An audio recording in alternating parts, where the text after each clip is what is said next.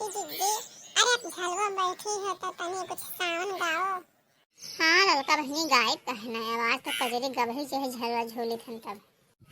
रुनो जुनो धाना खोला के माड़िया हम विदेशवा जाबे ना।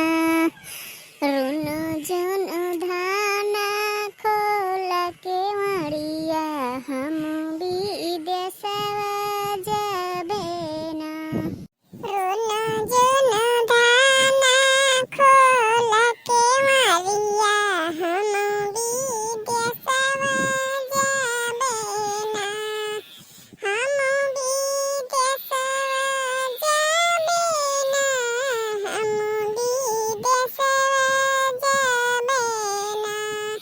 रुनो जुनो धाना खोला के माड़िया हम विदेशवा जाबे ना।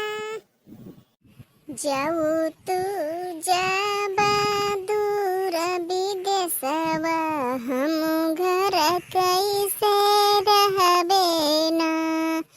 जाऊ तू दूर जाबा विदेशवा हम घर कैसे रहबे ना। जाऊ तू दूर जाबा विदेशवा हम घर कैसे रहबे ना। हमारे भैया का दियत बोलुआई हम नहीं हरवा जाबे ना। हमारे भैया का दियत बोलुआई हम नहीं हरवा जाबे ना। हमारे भैया का दियत बोलुआई हम नहीं हरवा जाबे ना।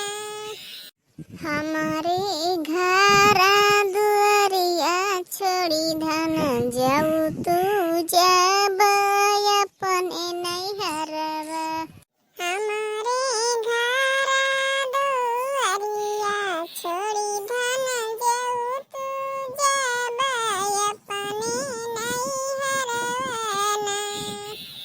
जेतना लागल हमारे रुपैया वतना दई के जायो ना। जेतना लागल हमारी रुपैया वतना दई के जायो ना। जेतना लागल हमारी रुपैया वना दई के जायो ना। जेतना लागल तोहरी रुपैया वतना दई के जाबे ना। जेतना लागल तोहरी रुपैया वतना दई के जाबे ना। जैसे रहली बाबा घरवा वैसे कई के भेजूना। जैसे रहली बाबा घरवा वैसे कई के भेजूना। धना तोहरे गोदिया माँ बालकवा जैसे रहलू बाबा घरवा वैसे अबुना हुअबुना। धना तोहरे गोदिया खियाले बालकवा जैसे रहलू बाबा घरवा वैसे अबुना हुना। जैसे रहलू बाबा घरवा अबुना वैसे हुअबुना। जैसे रहलू बाबा घरवा अबुना वैसे हुअबुना। अपने रनिया से हार मांग अबुना वैसे हुअबुना। अपने रनिया से हारी मांग अबुना वैसे हुअबुना।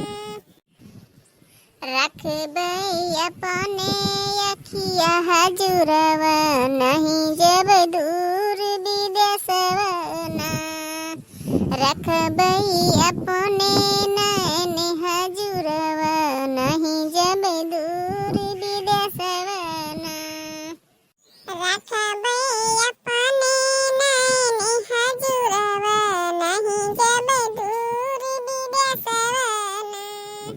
वाह बड़की अम्मा वाह, बहुत नेक कजरी गीत गाए, मन खुश होएगा बड़की अम्मा।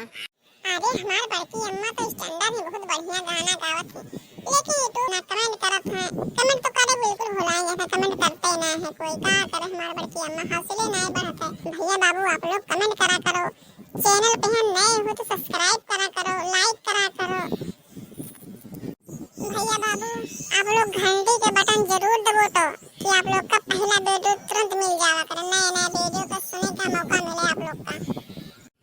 आज बहनी भैया सबका इंतजार है कि अगर कमेंट पहले आवत है। आज हम यही ध्यान दें कि पहले कि अगर भैया बहनी का कौन कमेंट आवत है, आप लोग कहाँ से हमारे वीडियो देखा था जरूर बतावा जाए आप लोग।